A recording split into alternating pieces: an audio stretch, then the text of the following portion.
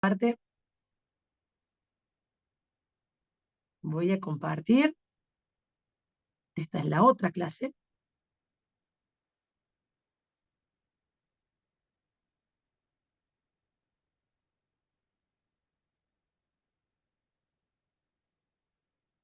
Bien, retomamos un poco con lo que es la línea del tiempo, que es lo que les había presentado, se la subí al Drive.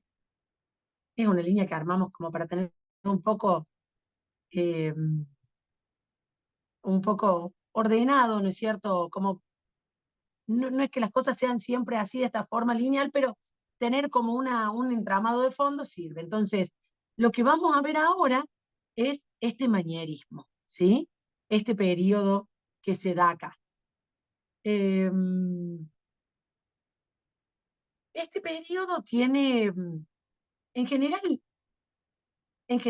el manierismo lo define Hauser, Arnold Hauser, lo define como, Arnold Hauser tiene una publicación que se llama Historia Social de la Literatura y el Arte, donde habla de arte, también es un libro súper interesante, súper interesante. A mí se me hace un poco, la parte de literatura, que no es lo que uno maneja, eh, me encanta leer, me encanta la literatura, pero uno no lo maneja, se hace un poco largo para leer, porque uno no llega como a abarcarlo, pero la definición que hace del arte desde de todos los tiempos es impresionante. Y sobre manierismo, en realidad Hauser lo define como una actitud, que no es un estilo, que el manierismo no es un estilo, es una actitud de unos artistas. Y de acá vamos a ver y entender por qué es una actitud. Tradicionalmente la palabra manierismo viene de trabajar a la manera de, porque se hablaba que el manierismo es un periodo que empieza a partir de 1527, o sea, fíjense que mientras en la misma Roma todavía hay artistas que están llevando adelante, se veía acá, ¿no es cierto?, el renacimiento del 500, el manierismo también arranca y se da casi como en paralelo. Por eso de ahí que no es un estilo propiamente dicho, como uno puede definirlo con las características, sino que es una actitud. Y a mí esa definición me encanta porque me parece muy pertinente para este periodo. Eh, y manierismo, porque es trabajar a la manera de, ¿sí? Manierismo arranca en 1527, que es el año de la muerte de Rafael. Rafael es un artista que muere muy joven, de pico de años, 33 años, los grandes genios. Eh, y muere en el 27. Entonces queda todo sí, tenía un taller muy grande, había formado a muchos artistas, entonces todos los artistas del taller de Rafael trabajan a la era de Rafael. Y estos acá son un poco de esta línea del medio, de esas actitudes de los manieristas, ¿sí? Para contextualizar, el manierismo eh, el manierismo. No, este pedido, a partir en realidad del Renacimiento, esta actitud del hombre, esa actitud racional del hombre, también lo lleva eh, a poner en tela de juicio un montón de verdades que se tenían por cierta, ¿no? Una de esas cosas es marcar la llegada de Colón a América, ¿no? Porque, dos, dos realidades empiezan a aparecer ahí. Una, que no están, el hombre de ese momento, el hombre occidental, europeo, no siente que no está solo, o sea, así como aparece este nuevo territorio, uno puede parecer mucho más, ¿no? ¿Sí? Entonces, eh, esto es una realidad. La otra que empieza como más, se empieza a verificar que la Tierra no es redonda, ¿no? O sea, Colón, como ¿cómo toma coraje para iniciar sus viajes? ¿De dónde salen las ideas? Cuando se sentaba a observar el atardecer o a observar los barcos alejarse, él veía que los barcos se iban alejando y de a poco iban desapareciendo en el horizonte muy suavemente. Lo cual no sería lógico en el caso de que, con esa idea del terraplanismo, ¿no? O sea, Tierra era plana, ¿no? Porque la idea que se tenía de la Tierra es que era un gran plato estaba montado sobre 4 elefantes que a la vez estaban parados sobre una tortuga gigante, una tortuga marina gigante. O sea, eran muy precisos. La precisión casi científica de que era una tortuga marina la que sostenía este gran plato. Entonces, si hubiese sido así, los barcos no hubiesen desaparecido suavemente, sino que en un momento de alejarse se hubiesen caído bruscamente. Entonces, él con esto empieza a discernir, dice, bueno, si así yo arranco, porque en ese momento, ¿se acuerdan que en 1453 también se había dado la caída de Constantinopla en poder de los turcos otomanos? Entonces otra vez se habían cortado las rutas comerciales con Oriente. Entonces el desafío era, a través del mar, ver cómo llegar a Oriente, ¿no? Salteando a todo ese territorio que había sido bloqueado por los turcos. Entonces él dice, si la Tierra es redonda, si fuese redonda, yo empiezo acá, si en vez de salir para este lado no puedo llegar, si doy la vuelta, voy a poder llegar por el otro lado a la India, que era el lugar donde todos querían llegar para poder volver a retomar el comercio de las sedas, las especias, etc. Entonces, el inicio de su aventura para poder llegar a las Indias, Colón llega a América. Y entonces esto es una de las verdades que se pone en crisis, ¿no? O sea, no es una verdad que se descubra ahí inmediatamente, ni que lo puedan verificar, ni mucho menos, pero aparecen más territorios. O sea, en esta tierra, en este mundo, no estamos, no somos los únicos que existimos, o las culturas un poco que conocemos hasta donde ha llegado, por ejemplo, Alejandro Magno. Otra de las cosas que pasa en 1517 es la Reforma Católica. La Reforma Católica es la que promueven Italo Calvino, ¿sí? Zwinglio, ¿qué es lo que hacen? Hacen una crítica.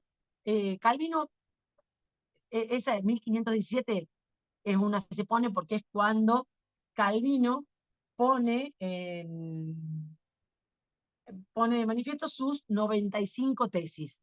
Son tesis en las cuales él muestra su disconformidad con cómo se organiza la Iglesia Católica, con cómo está actuando la Iglesia Católica, y principalmente pone muy en desacuerdo con la autoridad del Papa sobre todo sería la religión. Entonces, en sus tesis, por ejemplo, él proclama que la Biblia es el documento máximo que permite el acercamiento a Dios, que proclama la libre interpretación de las escrituras, no que había que interpretarlas como decía el Papa y los obispos que iban marcando, ¿no es cierto? Que ellos hacían la interpretación y la transmitían, sino que está a favor de la libre interpretación de la Biblia, está a favor de, no está a favor del culto a las imágenes, ¿sí?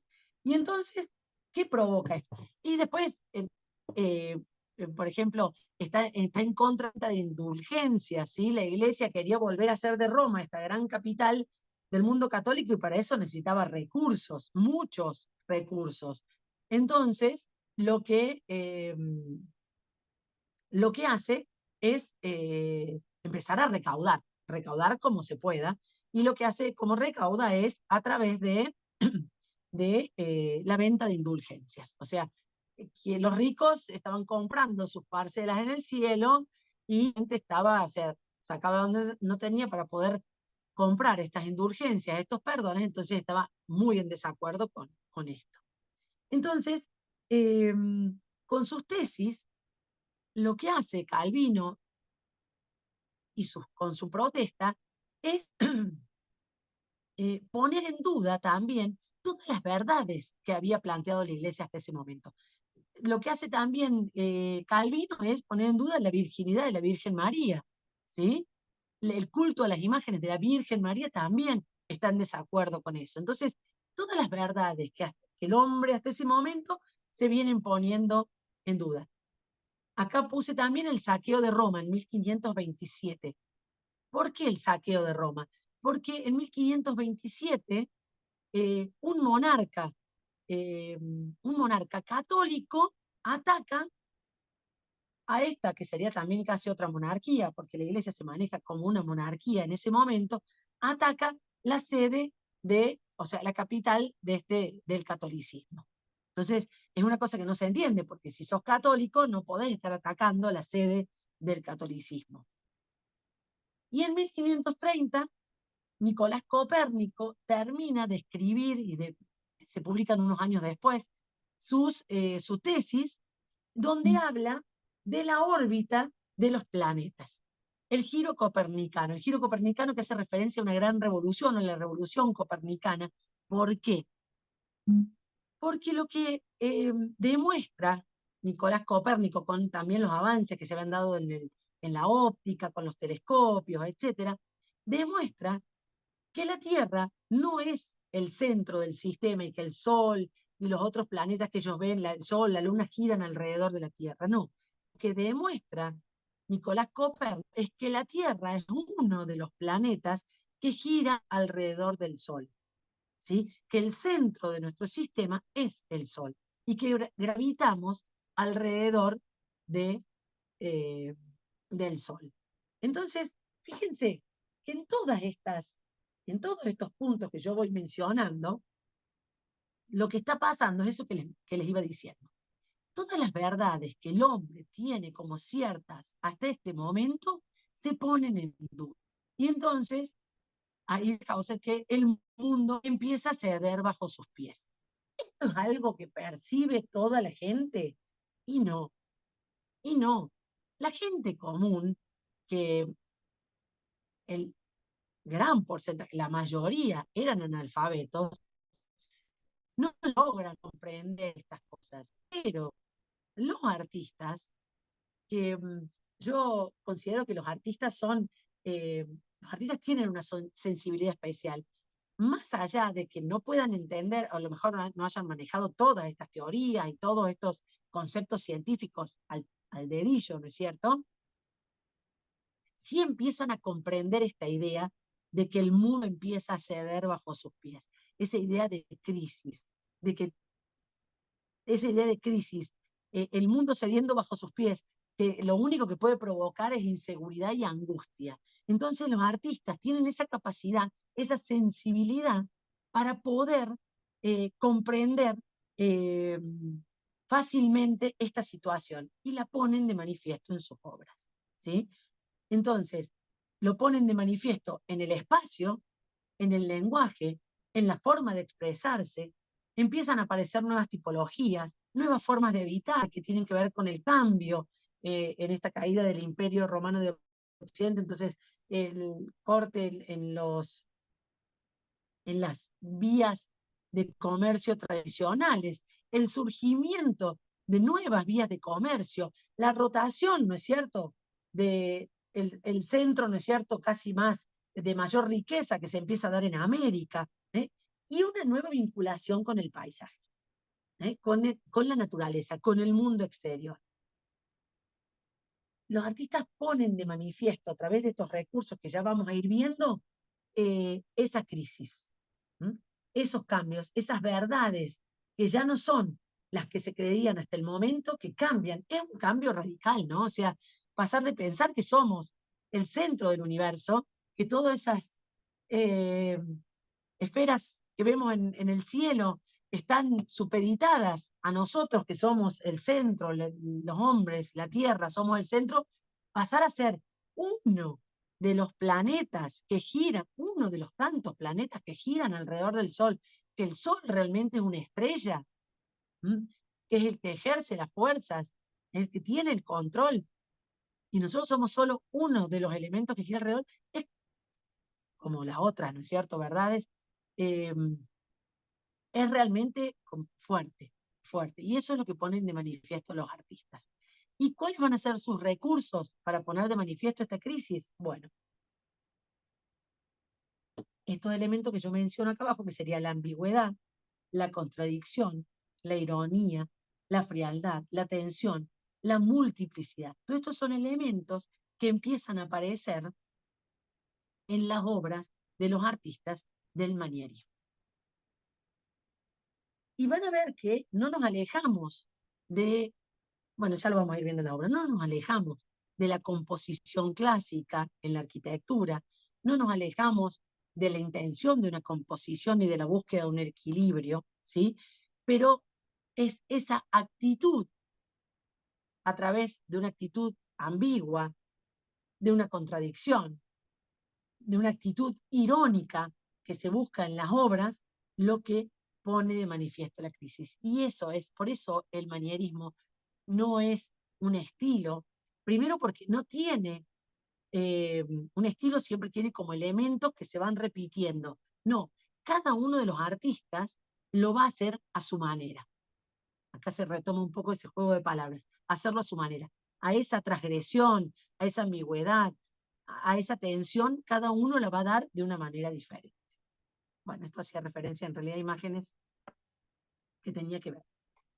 Y para retomar un poco de por qué viene esa idea de trabajar a la manera de, porque este es un cuadro que habíamos hecho, vos reconocerás la letra de la Vale, Juan, una vez como un juego, para ver, ordenar un poco quién trabajaba a la manera de, porque era muy fácil siempre mencionar, y esto lo menciona Arnold Hauser, muy así rápidamente, nosotros sacamos de ahí las relaciones, Rafael y quienes trabajan a la manera de Rafael, todos sus seguidores, con uno de los más importantes que fue Giulio Romano, ¿no? Uno lo puede ver acá, Miguel Ángel como un contemporáneo, Bramante como el antecesor, ¿no? Porque Bramante es como el arquitecto del 500 que actúa como tempranamente, como ese que tiene Peruzzi, su seguidor, Miguel Ángel, que empiezan como están, y después a partir de ahí Giulio Romano, que sigue a Rafael, Jacopo Vignola, que tuvo una gran influencia, estuvo muy ligado a Miguel Ángel,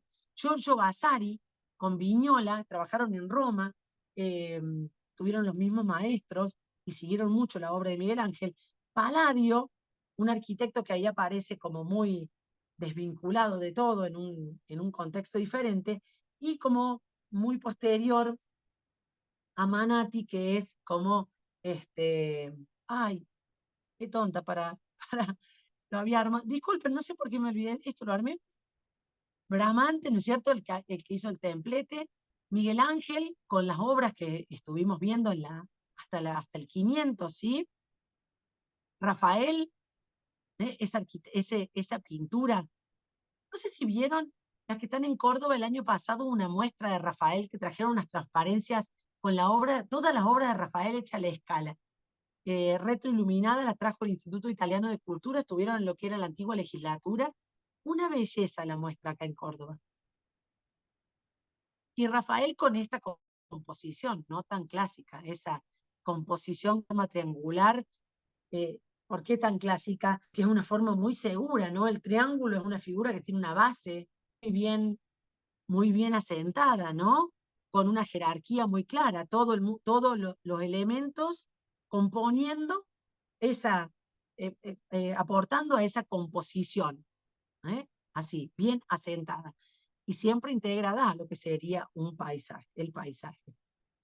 Peruzzi y esa obra, fíjense, con una gran gracia en lo que es la composición, pero ya un poco más buscándole esas figuras de espalda, eh, creando un dinamismo en el movimiento, y en ese dinamismo y en ese movimiento tenemos a un Miguel Ángel ya manierista, con la Pietà Rondanini, Giulio Romano y la obra que ya se la voy a mostrar con la Sala de los Gigantes en el Palacio Teb, impresionante, rompiendo todo.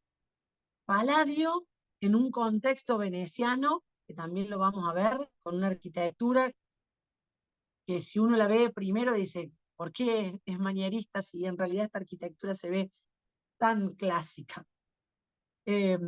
Vignola y Vasari con un desarrollo en Roma principalmente, y Amanati ya con ese manierismo en lo que es la figura y en todo el torsionado. Bien. ¿Qué pasa con estos grandes maestros? Esta es la figura que les mostraba recién de Rafael, ¿no? Les dije, la composición, el triángulo bien asentado, las figuras con unas proporciones armónicas, ¿sí? Totalmente armónicas, el cuerpo humano, ¿no? O sea, no hay nada que incomode. Y acá lo tenemos al Parmigianino y su Virgen del cuello largo. Ya el nombre nos está diciendo que Parmigianino empezó a crear una tensión, ¿no? O sea, fíjense, la Virgen ya no tiene esas proporciones perfectas, sino que tiene un cuello más largo de lo común. La Virgen con el niño, con Jesús en brazo, pero un niño que se le está por caer. Acá hay como unas ganas de agarrarlo, ¿no? Fíjense, el cuello de la Virgen con esta composición así como la cabeza, el cuello, cómo se viene doblando, cómo se viene curvando, la curva que empieza acá, que no, fíjense como toda la composición, ¿no? De los elementos, la mano del niño, la cabeza, el cuerpo, y cómo viene cayendo hacia acá con la pierna. Esta pierna que aparece en un primer plano de uno de los otros personajes, o sea, pero principalmente la incomodidad, ¿no? Esa incomodidad. Fíjense como el niño que se cae ahí da ganas de agarrarlo. Y acá, atrás, un espacio, este es un espacio cerrado, hacia atrás abierto al paisaje, pero no puedo comprender si esto es un palacio, un espacio abierto, un espacio cerrado. Un personaje mucho más chiquito, con una escala que no parece que estuviera mucho más lejos, sino que es un personaje que realmente aparece con una dimensión muy, muy pequeña. O sea, pasamos de esto que es la armonía, la placidez, la no tensión, no tensión, a la tensión constante, o sea, el movimiento, el dinamismo, las formas que se van, la composición que no está hecho en base a una figura geométrica así tan clara, sino que está hecha por líneas que nos van marcando un dinamismo y un movimiento. ¿Mm? Eso es la actitud manierista, la actitud de poner incómodo, de incomodar, de dar dinamismo, de dar movimiento, que la cosa no es que se rompe y que crea un caos, pero sí que empieza a incomodarnos. ¿Se entiende un poco esa idea? Creo que en estas imágenes es como muy, muy clara, ¿no? Y acá está Miguel Ángel, que había estado con toda la bóveda de la Capilla Sixtina, ¿m?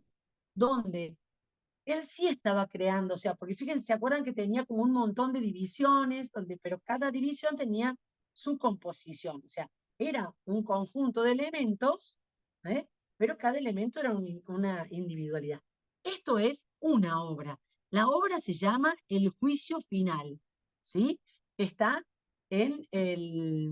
detrás del altar de la Capilla Sixtina. O sea, tenemos toda esa bóveda y detrás del altar aparece la imagen, esta composición del juicio final. Y ya no hay una idea unitaria, ¿no? Porque uno ya puede ver tranquilamente, o sea, que esa unidad del triángulo, de la composición, donde quede claro la perspectiva centralizada, sí hay un foco, hay un punto más importante. Pero fíjense que hay como tres niveles. Porque es el juicio final, quienes van a quedar yéndose al infierno, quienes están siendo en ese momento juzgados, quienes están en la parte superior, pero principalmente cada una de estas partes pasa a ser una composición en sí misma, lo que marca que hay una multiplicidad de escenas. O sea, no es una escena única, sino que hay una multiplicidad de escenas. ¿Se acuerdan que hemos visto la perspectiva, esa perspectiva monofocal con un punto único de fuga que me va a marcar la escena principal? Bueno, acá eso desaparece, hay como una multiplicidad. Si hay un elemento más importante, que es la imagen de Jesús y la Virgen María, pero ¿qué pasa?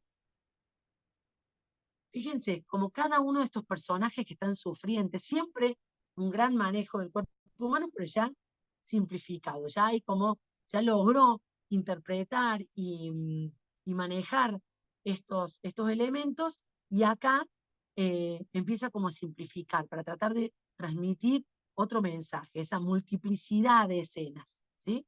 Cada una de estas partes como que van armando una escena. Eh, y siempre esas paradojas, esas ideas de empezar a sus enemigos empiezan a meterlos y cómo los empiezan a representar. Siempre el juego bastante común de los artistas. Ay, tenía que aparecer, bueno, había hecho la imagen quería verlo, porque la imagen de Jesucristo ya no es esas proporciones perfectas. Acá tiene un cuerpo bastante más grande, más robusto, más fuerte, imponiendo esa presencia, y deja de lado eh, el, eh,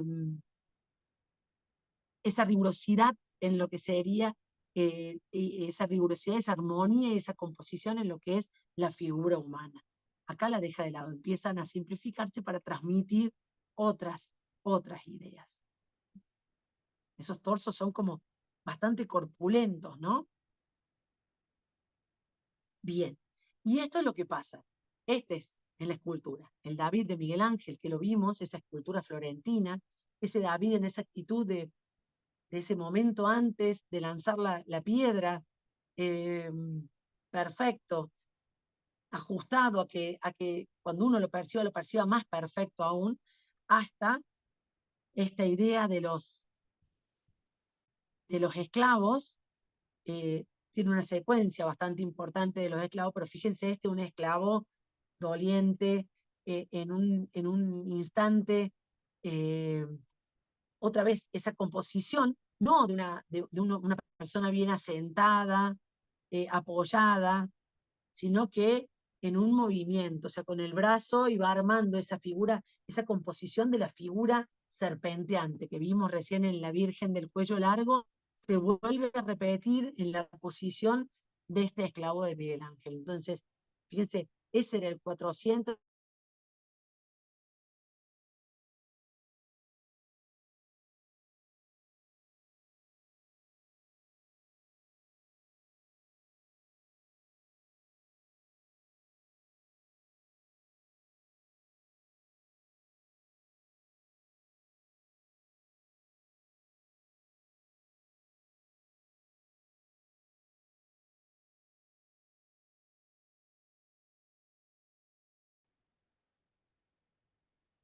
Ah, bien.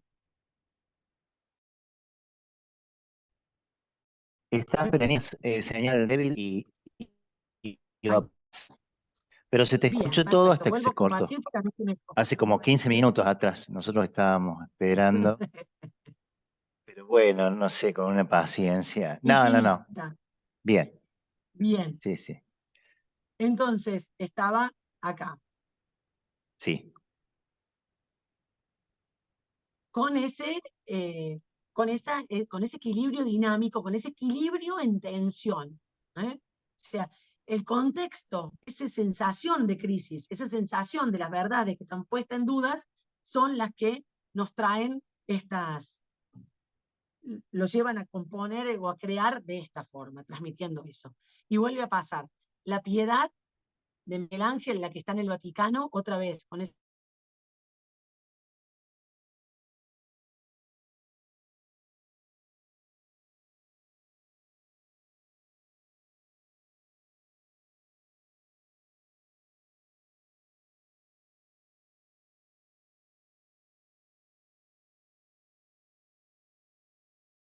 toma, como hay como una diferencia de escala, ¿no? O sea, Cristo, eh, mm, San Juan ayudando a la Virgen, y hasta la última, la Piedad Rondanini, que tiene ese non finito, esa idea de el no acabado, de dejarla sin terminar, para expresar solamente la masa, hasta ese punto. Partir desde esto, donde la búsqueda tenía que ver con, ahí se estaba buscando.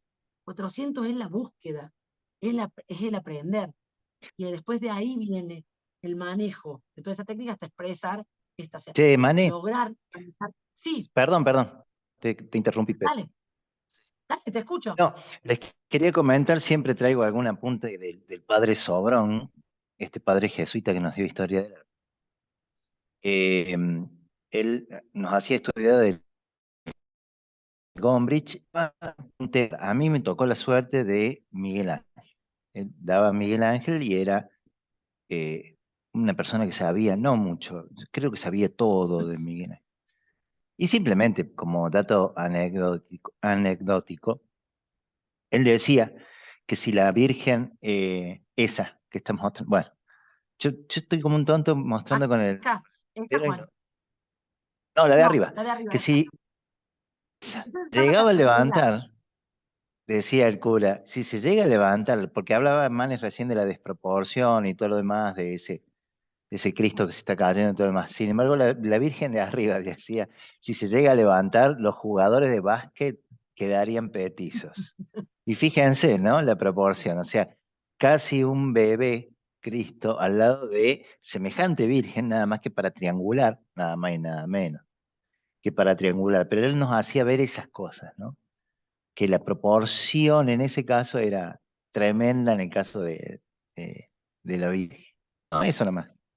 A mí, a mí es muy claro, ¿no es cierto? Empezar por ahí, 400 y terminar en 1560, creo que está del 62, 63, con la Piedad Rondanini, esta es realmente, marca todo un camino de lo que fue Miguel Ángel, y más verlo en las esculturas, que es donde él se sentía más cómodo. Pero a modo de escultura y de expresión, yo si tuviera que hacer como Marisol era la que había hecho, ¿no es cierto? Eh, la escultora, eh, con la incomodidad de esa pieza que se está resbalando, que se está cayendo. A mí los esclavos, este esclavo me parece realmente súper interesante porque ese movimiento, ese equilibrio dinámico es lo que más me resulta interesante.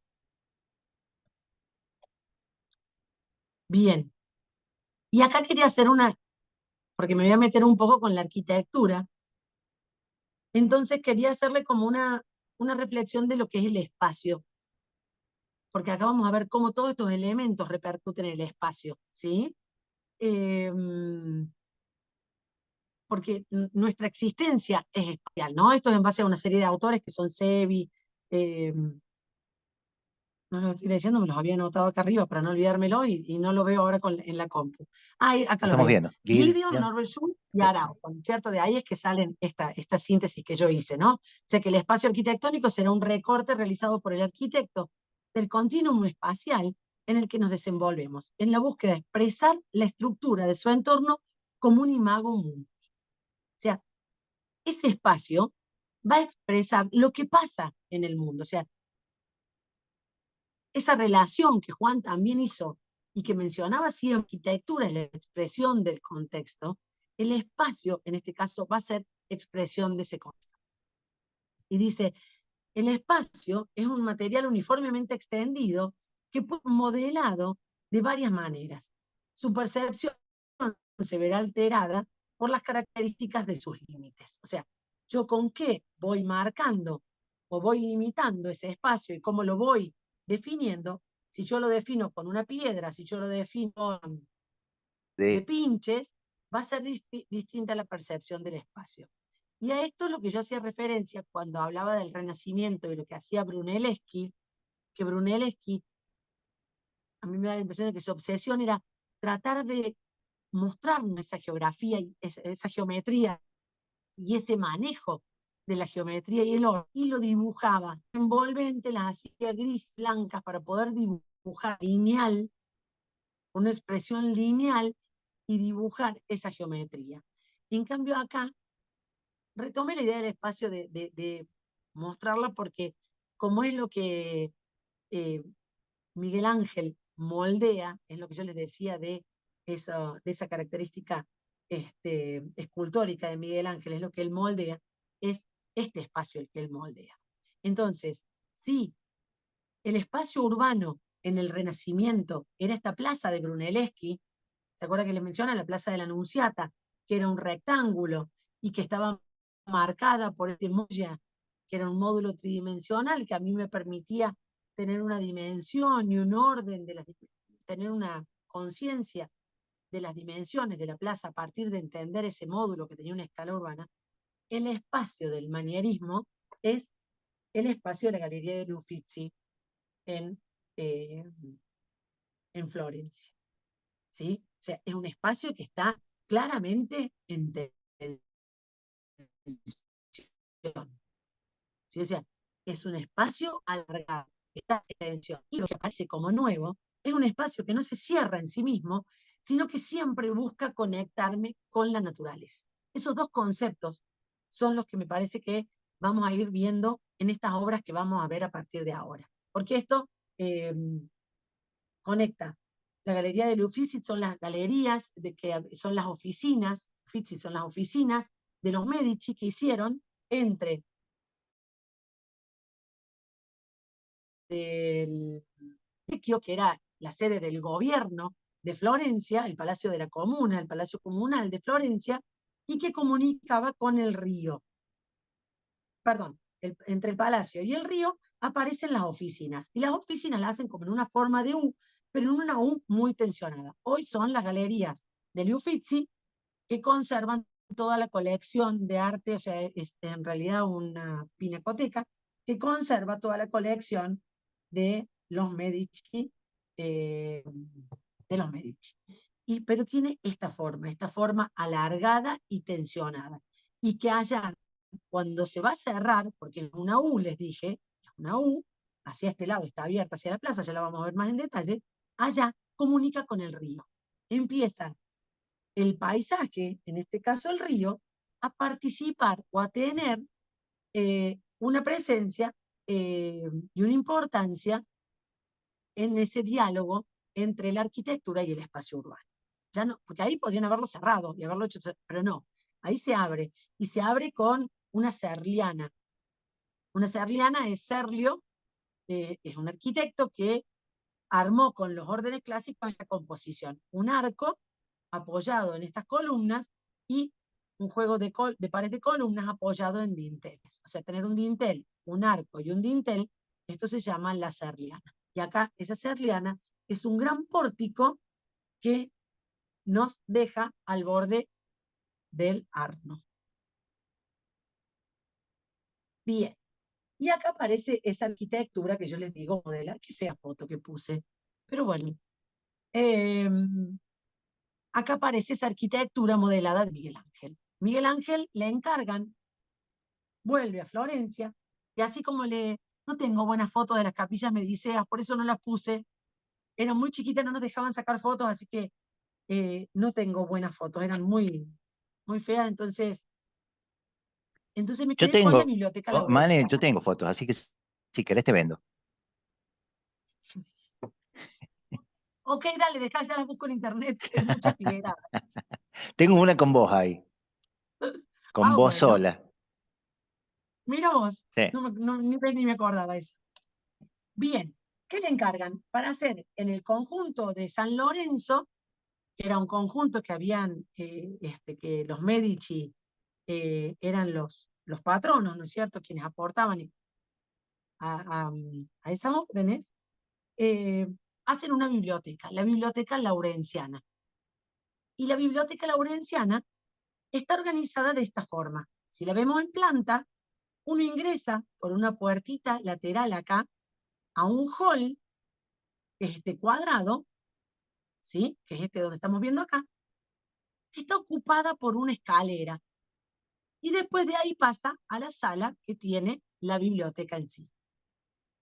Fíjense, cuando uno entra al hall, el hall es así cuadradito, pero es un espacio que tiene una tensión, perdón,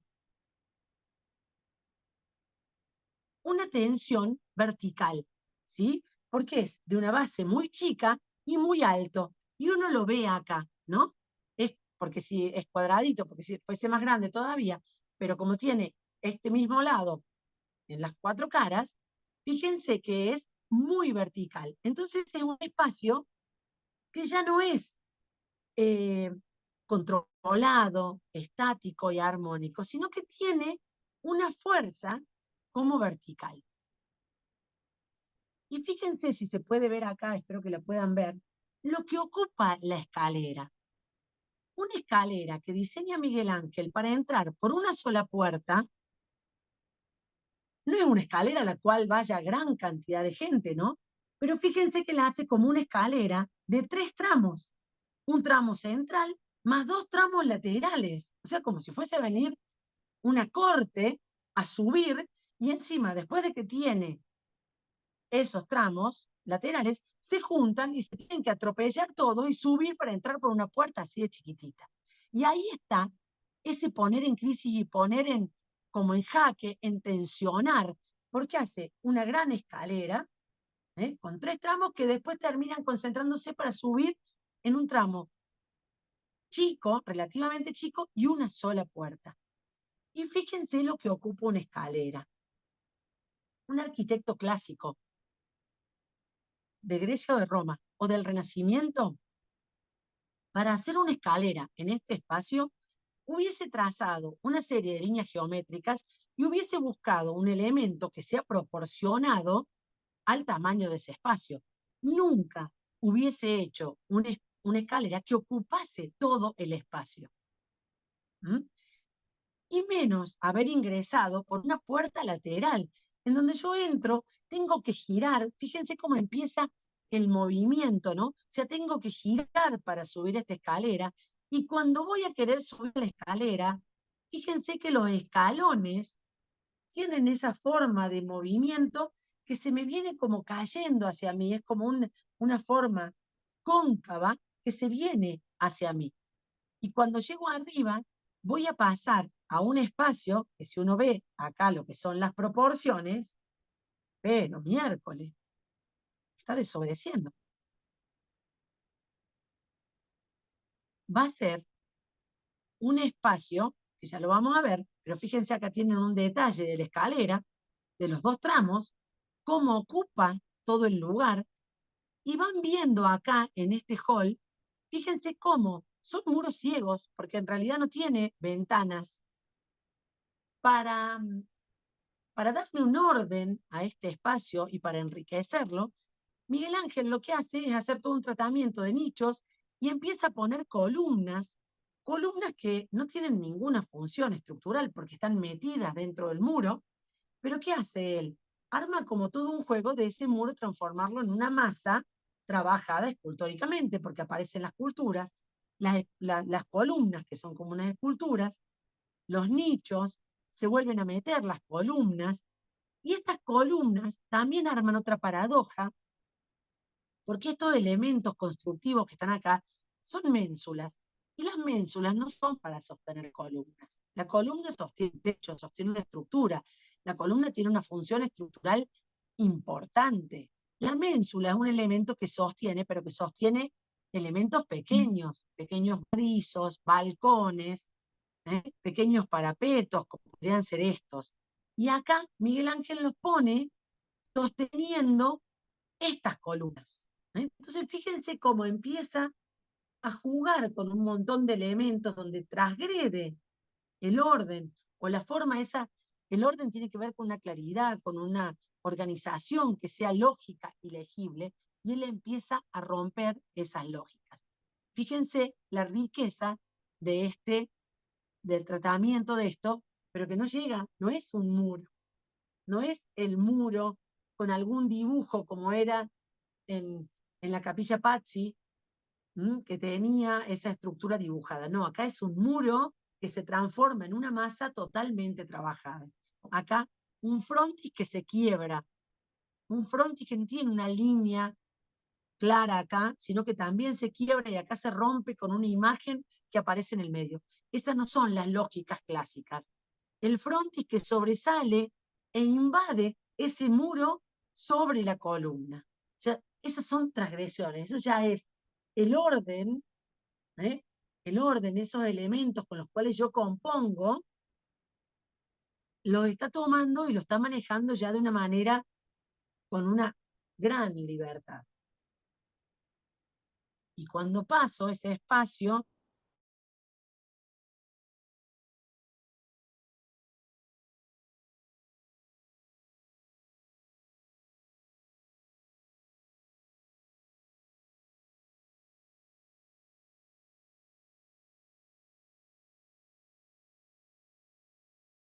longitudinales que tiene. No, no pasó. Ahí está.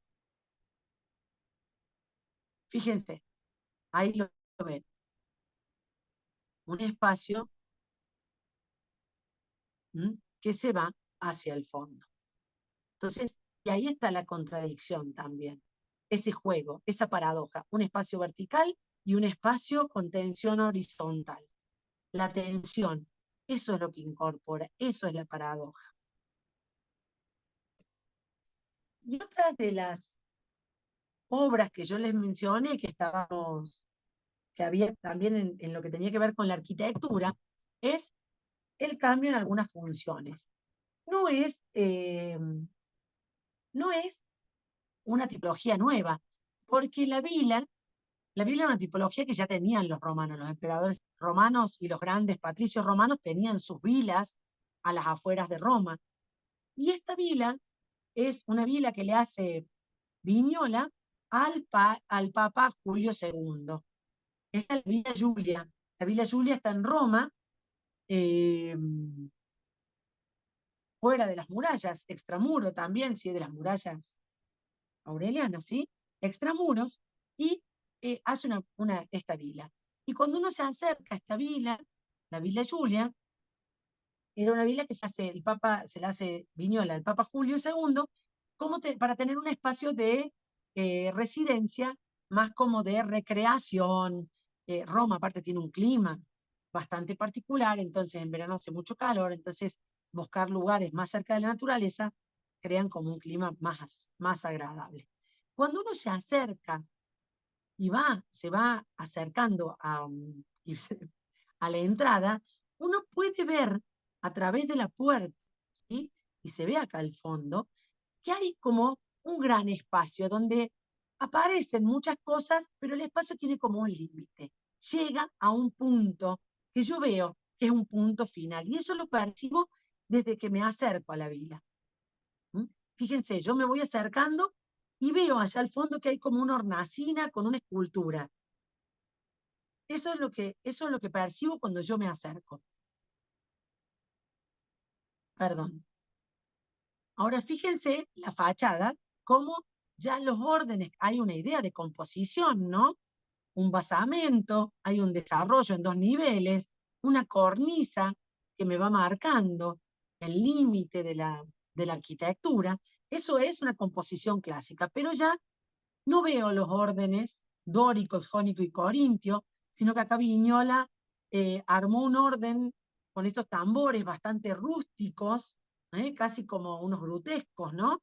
Que aparecen ahí, y hay como una composición como en distintos paños. Tengo un lenguaje en este paño central y un lenguaje diferente en los paños laterales.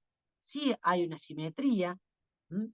La simetría es el centro, ¿no es cierto?, de la composición, a ambos lados exactamente lo mismo para que no haya desequilibrio, y voy accediendo. Cuando yo ingreso a esta vila, me encuentro con que empiezo a tener como una sucesión de espacios cerrados y después una gran cantidad de espacios semicubiertos, abiertos, semicubiertos, y empieza ya ese espacio del Renacimiento, que era un espacio único, eh, o un espacio principal muy jerarquizado, muy claramente legible, empieza como a romperse y empieza a aparecer así como en la pintura había una multiplicidad de temas, una multiplicidad de escenas, en la arquitectura empieza a aparecer la arquitectura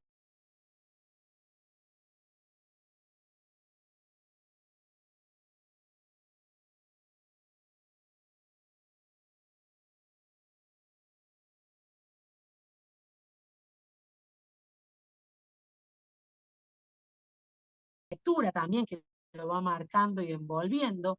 Si me doy vuelta, bueno, nos veo a nosotros haciéndonos los payasos en una foto, pero acá estoy mirando a la puerta, ¿no? O sea, ya no estoy mirando para el fondo, sino que estoy mirando a la puerta. ¿Y qué me encuentro? Una fachada que era plana, y me encuentro cuando paso una fachada, un espacio, un volumen semicircular.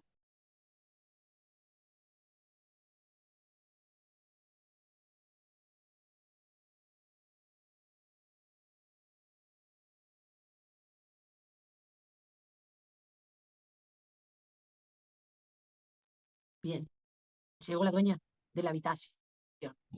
Entonces, fíjense esa paradoja. Yo veo desde afuera un palacio como si fuese a ser geométricamente eh, rectangular, ¿no es cierto? Un volumen geométrico de un prisma. Pero cuando paso y me doy vuelta, porque cuando veo al fondo lo estoy viendo con una regularidad geométrica ortogonal, me doy vuelta y tengo este espacio semicircular con una galería por abajo, ¿sí? Que acompaña, una galería que acompaña esta forma y que está cubierta, fíjense, una galería que es una bóveda de cañón corrido, que está cubierta por una serie de pinturas de Viñola que representan una pérgola, una estructura metálica liviana que representan una pérgola, como si fuese, son hojas como de parra, y que tiene unas perforaciones que me permiten ver el cielo. O sea, en ese elemento macizo que se ve acá atrás, ¿no? Porque es una bóveda de cañón, crean la situación ficticia de tener una pérgola liviana y perforaciones que me permiten ver el cielo. ¿Sí? Para recrear ese ambiente así como de espacio, de paisaje y de espacio más liviano. Si sigo avanzando, traspasando este patio, llego a un espacio semicubierto. Imagínense la placidez de estos espacios semicubiertos, lugares con sombras, en estos veranos romanos, para reunirse en estos lugares, etc. Y yo que pensé que todo el espacio iba a seguir como esta línea, a lo sumo subir unos escalones para encontrarme en esta logia, en este espacio semicubierto, percibo que para allá abajo aparece algo más. La sorpresa que voy encontrando en cada lugar. Y cuando miro para abajo me encuentro con estos lugares, con estos espacios así como casi fantásticos. Bastante paradójico para ser de un papa, encontrarme con estos lugares. Esto es es una gruta donde están las ninfas, es un ninfeo, ¿sí? Que poco tiene que ver con la religión, pero este era como el espacio así. Sí, también es un espacio muy fresco, porque es una gruta que tiene agua y unas pequeñas fuentes, y fíjense todas las imágenes que van acompañando, porque o sea, yo estoy un piso más arriba, bajo un nivel, y estoy en este punto, y después, metiéndome en este lugar, tengo las escaleras para bajar a este otro nivel. ¿Sí? Entonces, fíjense la sorpresa, entré a un lugar, voy recorriendo, parece que va todo en una misma línea, y me encuentro con estos espacios, ¿sí? Con estas características. Fíjense los 3 niveles puedo ver, o sea, yo estoy en este nivel, y yo desde ese nivel podía ver que tenía esta otra loya, pero más abajo me encuentro con esto. ¿Mm?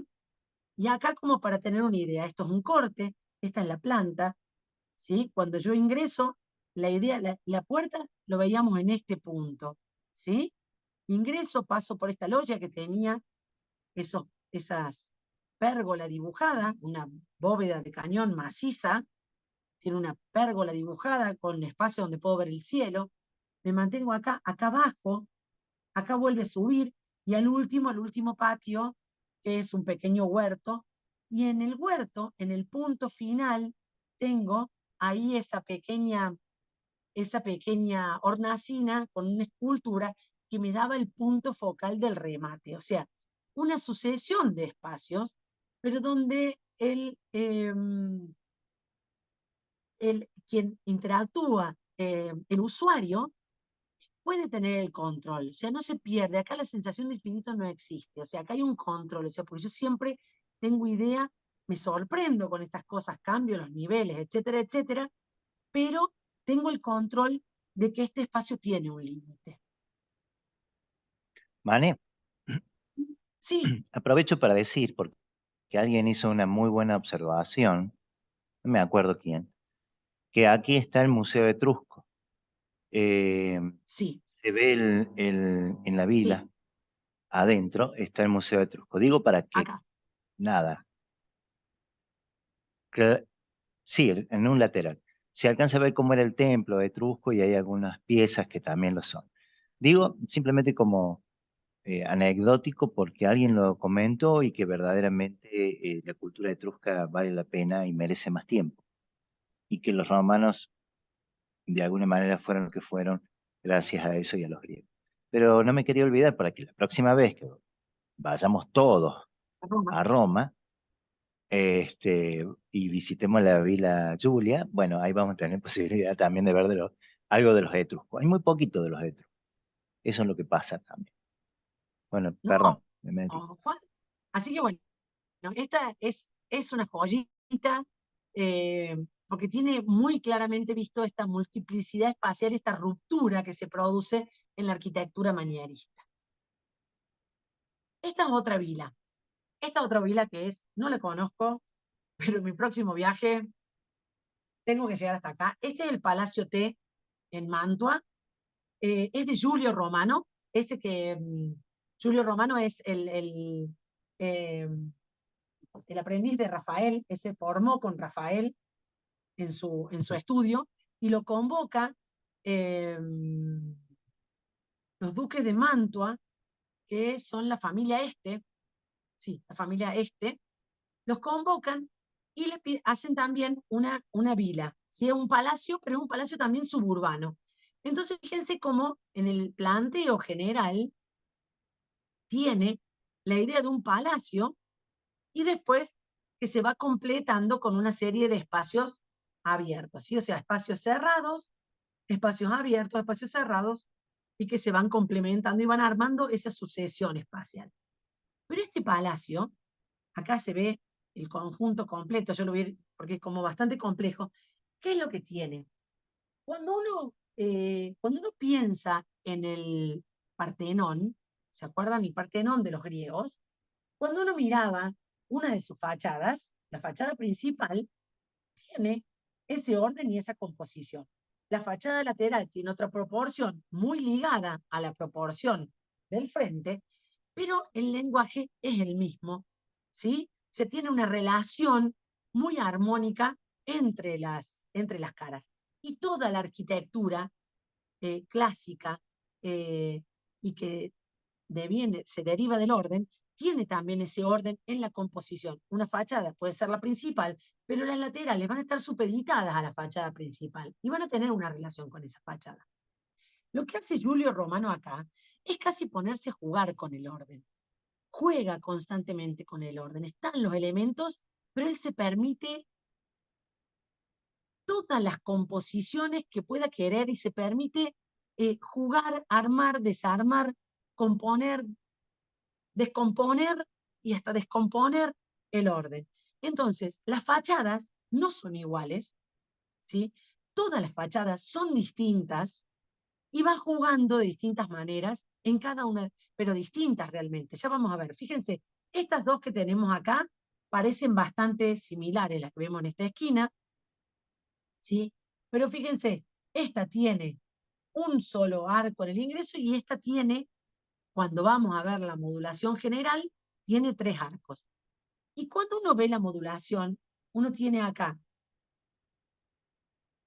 ¿Qué quiero decir con la modulación? Cuando uno piensa en el Partenón, vuelvo a retomar para tomar el ejemplo más clásico, uno piensa columna, intercolumnio, que sería lleno, que es la columna, el vacío, el espacio entre las columnas, lleno, vacío, de una forma muy armónica y muy homogénea, ¿sí?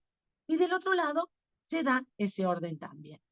Cuando uno tiene que analizar esta fachada, empieza a ver dónde tengo acá un módulo, acá tengo 3 módulos iguales, el módulo antes de llegar al último módulo, que vuelve a retomar es más ancho, y acá cuando voy a terminar, tengo una doble pilastra que me permite como ajustar ese espacio. Y fíjense que acá sí tiene simetría de un lado y del otro, ¿eh? Y de acá tengo los 3, uno distinto y de nuevo el del final. Y acá no tengo esto, acá me cambia, ¿sí? Entonces, en estas dos fachadas, que son casi las más similares, ya tengo diferencias. Fíjense cómo el almohadillado empieza a tener como una expresión volumétrica importante, o sea, tiene como una expresión fuerte ese almohadillado, en contraste con algunos planos que están totalmente revocados y que son bien lisos. Acá lo vemos de frente. Y cuando vemos esta entrada principal en el sentido que tiene que ver con el eje longitudinal, volvemos a tener esa idea de la Villa Giulia. Yo veo casi hasta el final, hasta dónde va a terminar el conjunto. Yo este punto final de acá lo veo allá al fondo. O sea, veo que hay una sucesión de espacio cerrado, espacio abierto, espacio cerrado, espacio abierto. O sea, fíjense que tengo el control de ese elemento. Ah, me vine al interior. Cuando ingreso, Giulio Romano hizo gran cantidad de las pinturas de los interiores, y fíjense qué es lo que está pasando acá. Bueno, las proporciones de lo que sería el espacio, y fíjense qué pasa en esta esquina. En esta esquina no hay como eh, como marcando el cierre del espacio, sino que la escena toma todo ese ángulo y desmaterializa el ángulo. Esta foto yo la elegí especialmente para que uno pueda ver que hay un ángulo recto ahí, ¿sí? Que hay un ángulo recto. Pero cuando uno ve la escena es completa y parece como que el espacio, o sea, que arriba de este borde hay un espacio. Entonces ya los límites de ese espacio se rompen. Y ni que hablar de mi sala favorita en el mundo, que no conozco, pero me parece impresionantemente bella, que es la sala de los gigantes, en donde esa idea del límite, que acá también esta foto la elegí especialmente para que uno vea que existe este límite, se desmaterializa de una forma tal, porque fíjense que ya acá no podemos percibir este ángulo que llega más o menos hasta por acá arriba, no podemos percibirla y aparece toda toda esta otra escena que me arma como si yo me metiera en una bóveda, ¿sí? Como si yo me metiera en este cielo y de donde están bajando, y de estos gigantes que se empieza a romper, ¿sí? Y estas columnas que se empiezan a romper y se empieza a integrar todo este espacio. O sea, acá aparece la desmaterialización de esa forma geométrica que tiene el espacio. ¿Eh? Eso hace Giulio Romano con estas pinturas. El límite desaparece y aparece como un espacio nuevo.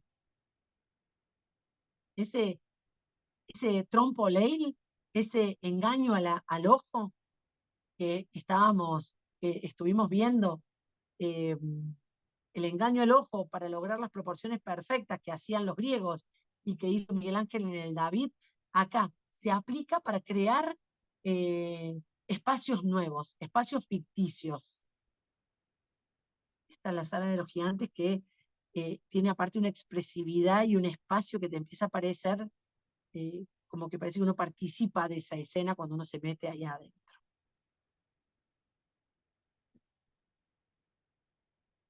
Bien, cuando paso, acá estoy en el patio, fíjense que acá ya no tengo nada de la composición de la fachada anterior, ¿sí? A lo sumo, acá empieza a aparecer estas teselas, estas dovelas, y un frontis que las contiene. Y fíjense qué pasan. ¿Se acuerdan los griegos que tenían las metopas y triglifos que les mostró Juan eh, en el Partenón? Bueno, acá fíjense qué pasa con algunos triglifos.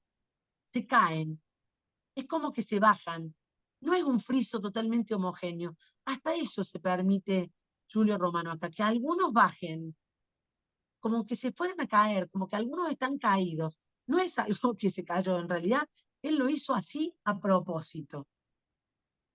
Cuando paso ese espacio, perdón, cuando traspaso esto, me encuentro con este espacio que, para salir a la parte de atrás, tengo este gran espacio semicubierto, y estas serlianas, ¿se acuerdan que les dije? Dintel, eh, arco dintel es una serliana, pero dobles, con columnas dobles. Entonces me da una idea mayor de espacialidad. Y acá salgo a ese último espacio que tengo abierto, Che, qué lindo esto. ¿Por qué no hemos ido nosotros? Tenemos que. porque está en Mantua y no he estado en los recorridos, pero es el próximo, Juan. Es muy Cuando lindo. pasó esto, Alguien dijo, me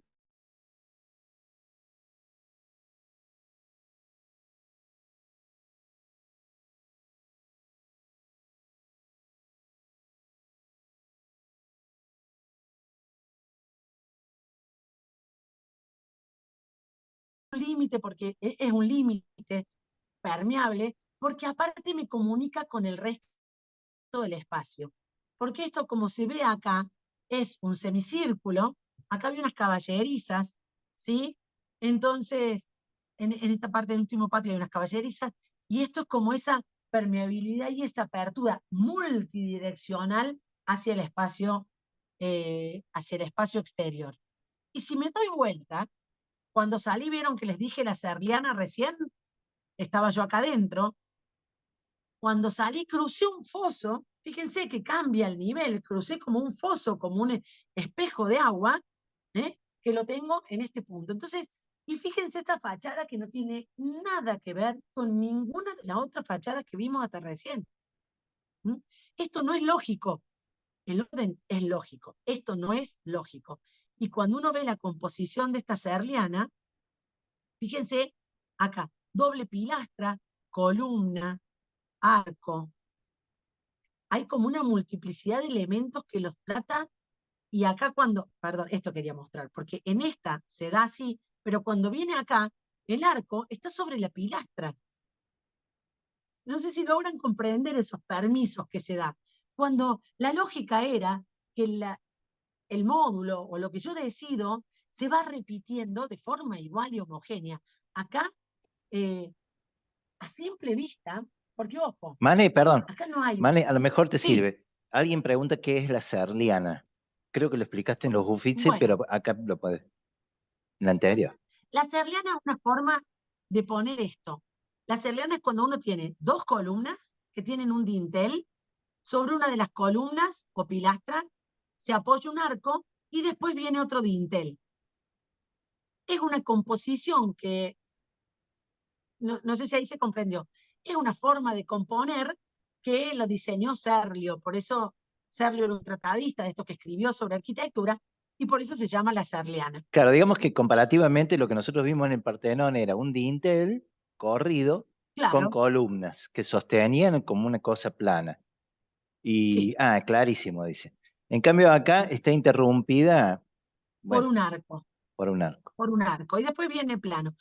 Y lo que más llama la atención es cuando uno viene a analizar este tramo, y que se repite del otro lado, es que acá tiene la serliana, si ustedes se fijan, está sobre dos columnas, y viene, parece que se va a repetir, y acá sobre dos columnas, pero cuando voy al tercer tramo, lo apoya directamente en esta pilastra. O sea que ahí le faltó un pedazo. Tuvo que ajustar el módulo. ¿Qué quiero decir con esto? Están haciendo una arquitectura eh, fuera del orden, que rompe con todo el orden, eh, que no es clásica. Y yo no podría decir eso. ¿Por qué? Porque esto tiene un eje de composición que tiene una simetría. Cuando uno en el conjunto logra una armonía, lo que pasa que lo que se está permitiendo es que con todos esos elementos, ¿cuáles son los elementos? Columnas, dinteles, arcos, pilastras, hacer una composición más rica y tomarse permisos. Porque los libros de arquitectura, por ejemplo, que había escrito, está por salir Viñola y no es Juan, eh, los 5 libros de arquitectura de... De, oh, Ay, Dios, Leduc, ¿de quién, perdón? ¿Los libros de Vitruvio, decís vos? De Vitruvio, perdón. Los Ahí libros de está. Vitruvio que tenían el orden, que de ahí donde también se aprende, no tenían toda esta riqueza de composiciones. Entonces, esto era ser osado, empezar a buscar composiciones nuevas y permitirse todas estas cosas. Pero el resultado general, ¿sí? El resultado general tiene una armonía tensionada, un equilibrio tensionado. Así como le decía que el esclavo de Miguel Ángel tenía un equilibrio dinámico. Bueno, eso es el equilibrio que se logra acá en la arquitectura mañarina. Profe, una consulta. Sí, En la imagen anterior mostró todo un columnado que da como todas esas rayas que tiene me hicieron acordar al interior del Duomo de Siena, que me parece que es anterior, pero ¿es por el material que utiliza o por el color distinto? Quiere... es una tradición, muy buenísima la pregunta. Es una tradición, sí está en el Duomo de Siena, es por utilizar dos piedras distintas, ¿sí? Bien. Está en el Duomo de Siena, toda la zona Ravenna, las catedrales góticas de esa época utilizaban mucho, era como una tradición de esas dos piedras que tenían y que la usaban combinadas. Entonces, esto es Mantua y también hay una tradición casi bizantina también en esta zona, o sea, de la Edad Media, de utilizar estas dos piedras. Entonces, cuando hace esta parte, utiliza esas dos piedras y retoma un poco esa idea que es tradicional de esa zona. Así que por Che, eso es. Mané, Sí, muy buena la observación del Duomo de Siena de también. piedra. Estamos en hora, yo no sé, yo no tengo ningún problema, 8:30. pero sí, yo porque sé que vos hablas y no miras el reloj. Yo para que vayas sabiendo. No, no tengo el reloj acá. No, Bueno, pero no te pongas así. no, no. No, no, no. Porque en realidad me queda un rato todavía. Así que si quieren, hacemos como la otra semana, si les parece. ¿Eh? Espera, voy a terminar de compartir porque puse escape y dejé de compartir para ver cuántas me quedan. Termino la obra. ¿Eh? Sí, sí, yo no era mi intención que terminaras así. Sí, sí, era tu intención arruinarme y Sí, pero bueno, qué sé yo. vamos a quedar con esta que No, porque estábamos viendo tenemos recién, que que. quedaba justo una imagen nada más. ¿Cuál? ¿Eh? Después de esta, aparecía esta otra que es Ah, visto de frente, ¿no es cierto? la Vila Dentro de lo que Emo. sería esa composición. Acá tendría que haber mostrado esto que les decía, que fíjense que acá lo hace de una forma la serliana y cuando venimos acá la hace de otra forma sobre las pilastras. Y empieza y el último ni siquiera reproduce eso, ¿no? O sea, le falta como una parte. Entonces son todos los permisos que se toman, en este caso Julio Romano, para armar esta obra. Y les voy a dejar para la semana que viene, nos vamos a ver con Palladio, que es otro personaje que aparece por ahí, ya es de la zona del Véneto, Vicenza. de Vicenza, y vamos a verlo la semana que viene. ¿Mm? Bien. No, pensé que me ibas a decir que había pasado media hora nada más. Qué horror. No, no, si querés seguir, digamos, no sé, estábamos dentro del horario, era simplemente No, no, está perfecto. marcártelo. No forcemos Porque además, no sé, hay que aclarar qué va a pasar la semana que viene. sí, chicas, la semana que viene yo estoy en una cátedra en la Nacional y se está por concursar desde noviembre del año pasado y pusieron que el concurso... ¿Me dan la fecha? Espera, no se te escucha, no se te escucha,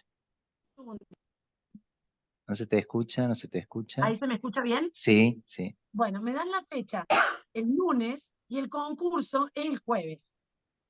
Entonces yo voy a estar dedicada al concurso toda la semana. Y estos concursos son como muy estresantes porque es un cargo que realmente es muy importante para mí, entonces yo de lunes a jueves voy a estar con eso y después no me quedaría tiempo para armar la clase de barroco. Entonces, y Juan Pablo va a estar, nosotros lo íbamos a hacer, porque Juan Pablo va a estar en la Laguna Mar Chiquita con No, un vos seminario, no me dejas, decir la verdad, no me dejas dar el barroco. tal cual, el barroco es mío. Claro, porque yo podría, pero que aclaremos.